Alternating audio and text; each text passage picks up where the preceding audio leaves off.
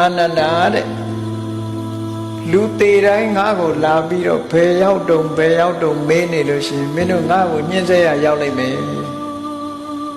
ငါ့ကိုဒုက္ခပေးတာပဲတဲ့ဘုရားကိုဘေးရင်မေးတယ်လို့ဖြစ်နေ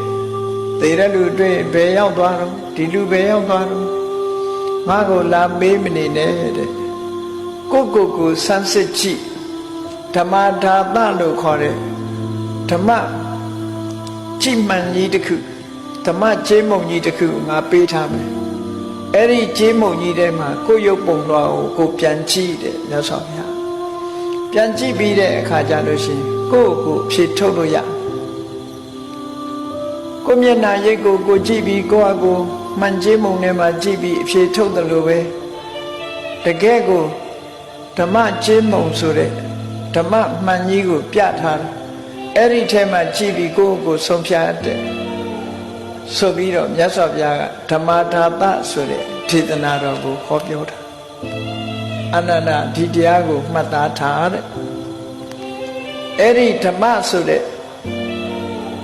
ချင်းမုံပြင်းကြီးတဲ့ကိုကြည့်လိုက်လို့ဒီအချက်လက်တွေနဲ့ညီတယ်ဆိုလို့ရှိရင်ကိုဆုံးဖြတ်တော်တဲ့ငါဟာအပေကလွတ်ကင်းသွားပြီဘယ်တော့မှအပေဘုံကိုမရောက်တော့ဘူးနောက်ဆုံးမှာငါဟာသောတာပန်ဖြစ်သွားပြီအပေတကားပိတ်ပြီလို့ကိုဆုံးဖြတ်နိုင်တယ်ကိုဆုံးဖြတ်နိုင်ဖို့ဓမ္မဒါသဆိုတဲ့တရားဒေသနာတော်ကိုမြတ်စွာဘုရားကနာတိကဟောပြောထားတယ်နာတိကလူတွေမေးမနေနဲ့တဲ့ကိုဆုံးဖြတ်ဖို့ဆိုပြီးအချက်၄ချက်ကိုမြတ်စွာဘုရားဟောတာ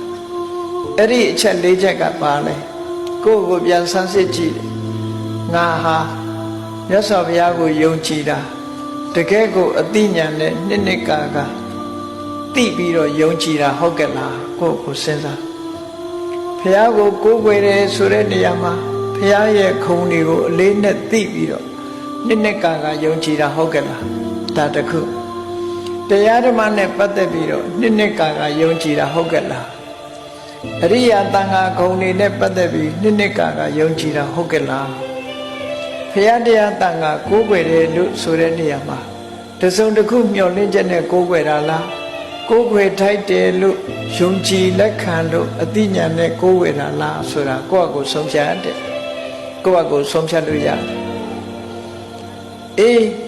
မြတ်စွာဘုရားကိုယုံကြည်တယ်ဆိုတာမြတ်စွာဘုရားရဲ့အသိဉာဏ်ကိုယုံကြည်လိုက်သည့်အတွက်ကြောင့်မြတ်စွာဘုရားဟောထားတာအလွဲမှားမရှိဘုရားဟောတဲ့တရားတွေ